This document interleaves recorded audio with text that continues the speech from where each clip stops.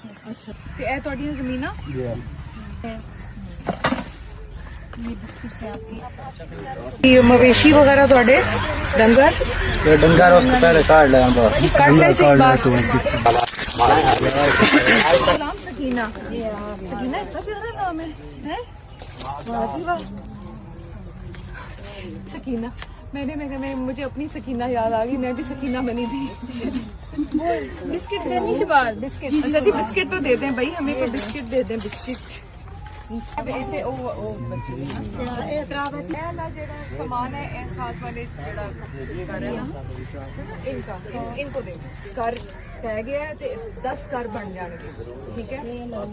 بس اللہ تعالیٰ ہے تو اللہ تعالیٰ سنبھالے گا ہر چیز ٹھیک ہے مشکل بھی اگر وہ مشکل پاندا ہے نا تمہیں آزمائشاں پاندا ہے تو وہی اس کے اندر تمہیں کٹتا بھی ہے ٹھیک ہے نا ڈینگی شینگی پھیل رہے ہیں اللہ تعالیٰ تمہیں سلامت رکھے خوش رکھے آباد رکھے کہ کدی تھوڑے اتنے کوئی کسی قسم کی تکلیف نہ آئے ٹھیک ہے اللہ تعالیٰ آسانیاں پیدا کرنے والا ہے کہ اللہ تھوڑے سارے واسطے آسانیاں پیدا کرے چھوٹی چیزاں نے تسی قبول کرو یعنی بہن بھائیوں کو میں ہمیشہ خوش دیکھنا چاہتی ہوں اللہ تعالیٰ آپ لوگوں کو ہمیشہ اپنی حفاظت میں سیلاب سے جتنے بھی مصیبتوں سے گزرے ہیں اور آپ لوگوں کے گھر اور مویشی اور جو بھی آپ لوگوں کے ساتھ تکلیف سے آپ لوگ گزرے ہیں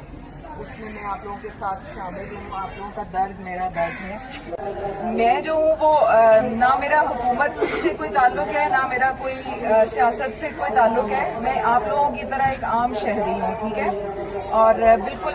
آپ لوگوں کی طرح پاکستان